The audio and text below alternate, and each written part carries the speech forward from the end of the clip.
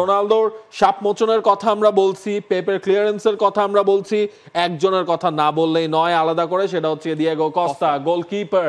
তিনি পর্তুগালকে এই কোয়ার্টার ফাইনালে তুলেছেন পেনাল্টিতে, 3টা সেভ করেছেন back to back, unbelievable. In fact সেস্কোর শটটাও কিন্তু তিনি আটকে দিয়েছিলেন 1-on-1 সিচুয়েশন। আই থিংক ওটাই সম্ভবত ওই মোমেন্ট, না হলে আসলে পেনাল্টি পর্যন্ত আসে না, না হলে সেটা পেনাল্টি পর্যন্ত আসে না। মানে ওইরকম একদম 1v1 সিচুয়েশনে পেপে যেখানে বিটেন, সেস্কো একদম ওপেন পোস্ট, সেখানে আপনার ডেফিনেটলি এটা ইয়ার কথা তো মনে করিয়ে দিচ্ছে, এমিলিয়ানো মার্তিনেজের কথা, যেখানে র্যান্ডেল কোলোমুয়ানি শটটা ঠেকালেন, ওয়ার্ল্ড কাপে সেম পজিশন, ওই জায়গা থেকে তিনি ঠেকালেন। হয়তো সেস্কো যদি আরেকটু ওয়াইড অ্যাঙ্গেল থেকে মারতেন সেটা হয়তো ডিফারেন্ট কেস হতে পারত, কিন্তু ইয়া কিন্তু ক্লোজ ডাউন করে ফেলেছিলেন, কস্তা ক্লোজ ডাউন করে ফেলেছিলেন, অ্যাঙ্গেলটা অনেক টাইট ছিল, খুবই ওই ইমেজটা আপনার মাথায় চলেই আসবে। মানে একটা জিনিস আপনি যদি খেয়াল করেন যে একজন গোলকিপার 3টা টাই ব্রেকারে শুট আউটে চলছে প্রেডিকশন গেম নগদ অ্যাপে। প্রেডিকশন করে জিতুন জিক্সার বাই টিভি, স্মার্টফোন সহ আরো অনেক পুরস্কার। পেনাল্টি শুট আউটে 3টাই তিনি থেকে দিয়েছিলেন।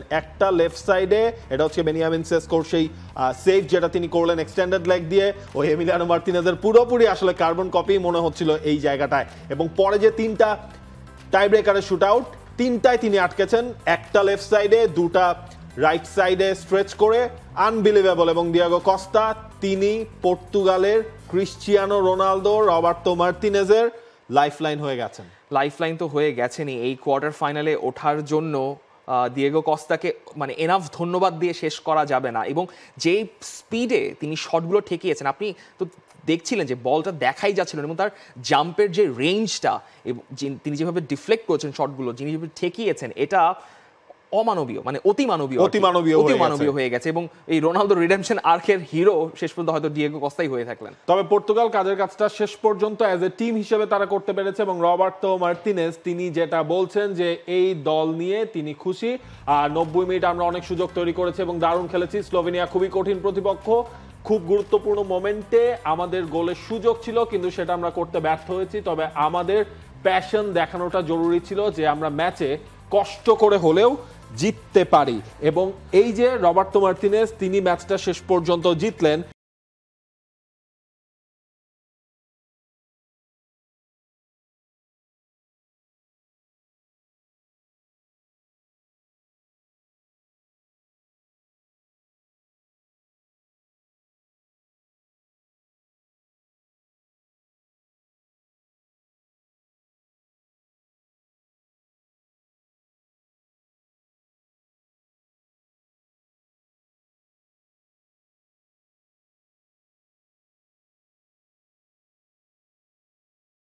For more updates, subscribe to our YouTube channel and click on the bell icon.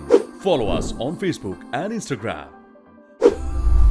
Download T-Sports app to enjoy exciting games and highlights. Visit tsports.com.